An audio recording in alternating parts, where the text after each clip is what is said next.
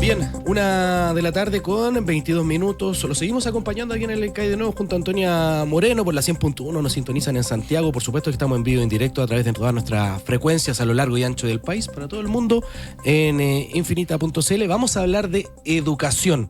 Varios desafíos en esa materia y también lo que tiene que ver con el trabajo docente. Estamos aquí en el estudio con Mario Aguilar, presidente del Colegio de Profesores.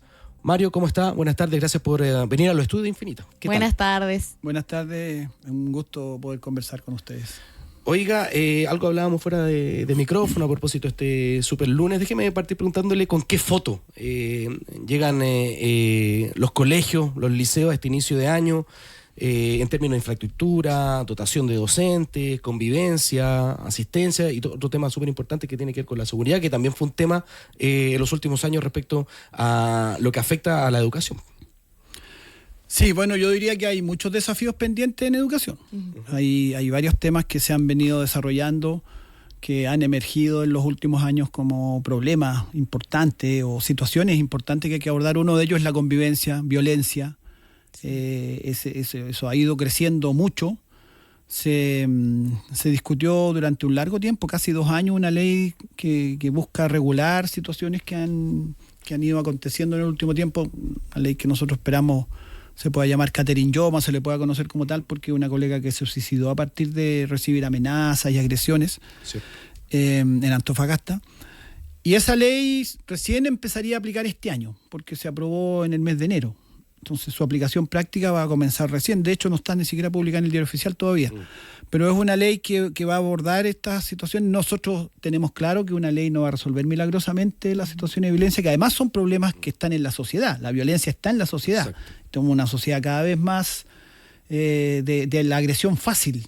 Se ve todos los días. Ustedes en las mismas noticias siempre están poniendo situaciones. Ayer asesinaron a un deportista, un futbolista, en una riña, en un partido de fútbol. O sea, la cosa está seria en términos de violencia, y esa violencia llega a las escuelas. Y en las escuelas hemos tenido graves situaciones de agresiones, y para nosotros este es uno de los desafíos centrales que tiene que abordar el sistema educacional, a propósito que hay nuevo gobierno y por lo tanto nuevas autoridades en educación también. Cuando nosotros nos reunamos con esas autoridades, le vamos a plantear este tema de violencia, convivencia como un problema central, acuciante y urgente de abordar, que se empezó a abordar en el gobierno que termina, pero que es un tema de tal envergadura que todavía necesita mucho más, y hay mucho pendiente todavía por resolver y abordar como problemática de la violencia. No puede ser que los colegios sean espacios inseguros. Esa es nuestra premisa. Totalmente. Usted mismo, cualquier ciudadano, si manda un hijo, un sobrino, un niño al colegio, supone y espera un espacio protegido y seguro. Claro. Y hoy día eso, a la luz de lo que ha ido pasando, no está 100% garantizado, y eso no puede ser. Nosotros creo que el sistema, la sociedad y el Estado debe darle primera prioridad a garantizar la seguridad en los colegios. Mario Aguilar, yo te quería preguntar justamente, se viene el cambio de mando, ¿cómo ven la llegada de José Antonio Kast y la nueva administración? ¿Qué relación esperan poder tener? Y si se ha podido reunir con ¿quién será? La próxima ministra de Educación, María Paz Arzola. Sí, yo a la futura ministra la conozco de antes. Ya nos hemos encontrado en diferentes foros. Ella ha venido trabajando en educación, efectivamente es economista, no es profesora ni es alguien con formación en educación, pero su formación como economista se ha ido especializando en economía de la educación. Uno podría decir que conoce el sistema en ese sentido. Y yo creo que es una persona con la que espero, esa es nuestra expectativa, podamos dialogar y podamos abordar las situaciones y podamos encontrar acuerdos en materias como, por ejemplo, convivencia, violencia. Como decía, hemos estado en foros, en debates, en otros momentos en donde representábamos posturas distintas. O sea, ella claramente en algunas materias ha tenido públicamente posturas distintas a las que nosotros representamos como gremio. Nosotros ponemos un énfasis muy fuerte en el tema de la defensa, desarrollo y protección de la educación pública. Ella tiene una formación un poquito más orientada hacia el mundo privado, diría yo, pero nosotros a priori no tenemos un prejuicio. Nosotros queremos que inicie sus funciones, nos vamos a presentar como directiva del Colegio de Profesores, que es lo que corresponde siempre protocolarmente hacer, y vamos a proponer iniciar una relación de diálogo y una relación de conversar los temas.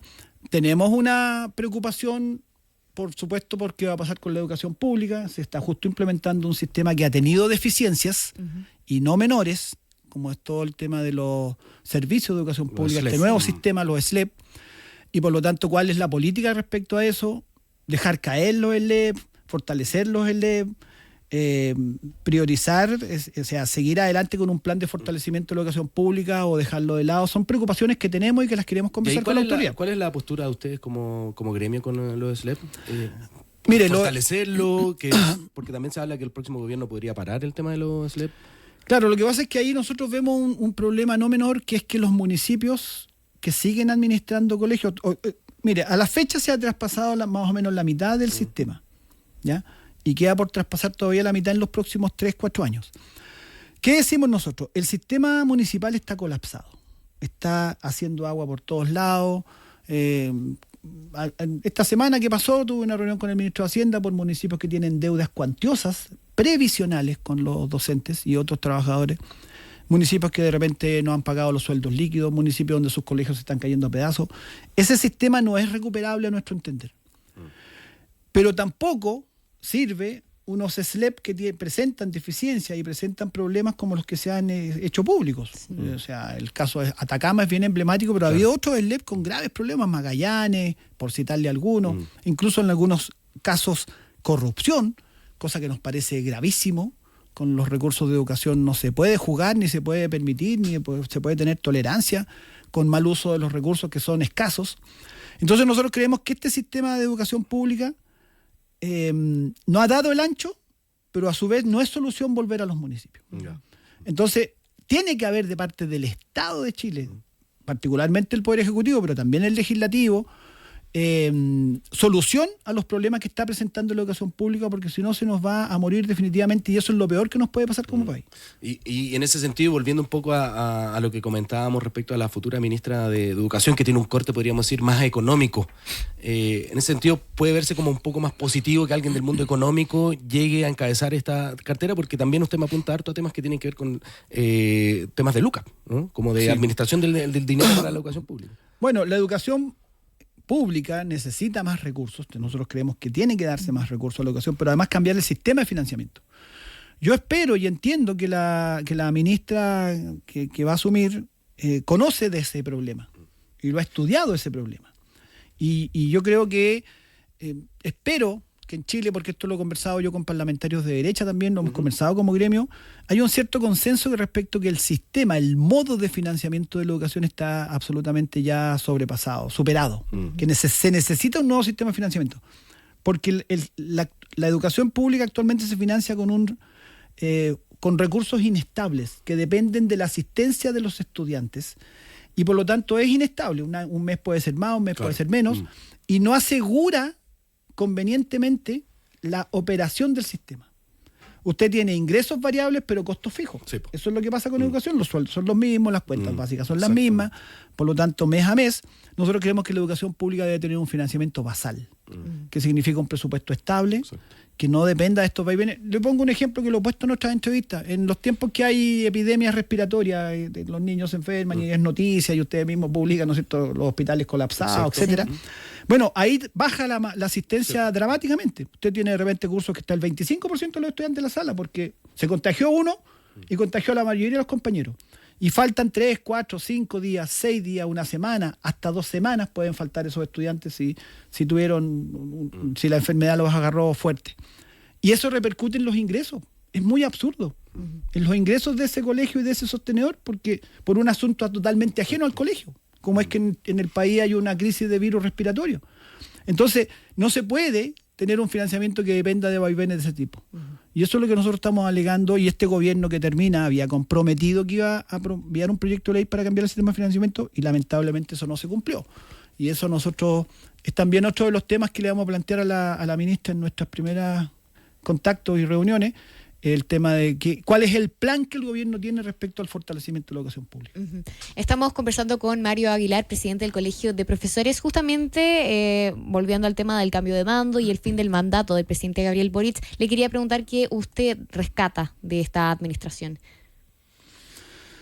Fue Mire, complicada la relación igual. Sí. No, por supuesto, porque nosotros como gremio nos corresponde ser autónomos de cualquier gobierno de turno. Nosotros no somos ni partidarios de un gobierno ni opositores de un gobierno a priori. Nosotros somos yo soy presidente de los profesores y profesoras y me corresponde representar esas necesidades y esas demandas.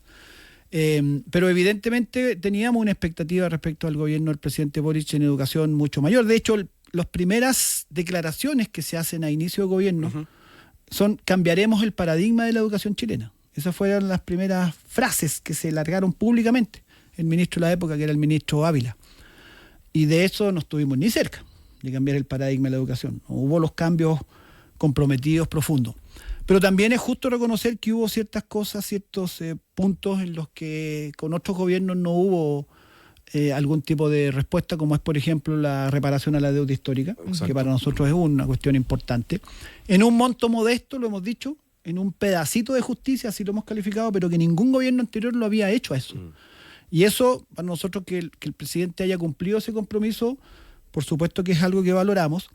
Salió ahora recientemente también, y se aprobó ahora hace unos días atrás nomás, salió publicado en el Diario Oficial una ley de titularidad docente que resuelve un problema de contratos precarios inestables al que estaban sometidos muchísimos docentes, y ahora va a otorgar, después de un tiempo, en condición de contrato provisorio, un contrato indefinido, que es lo que se llama la titularidad en la jerga del sistema del estatuto docente.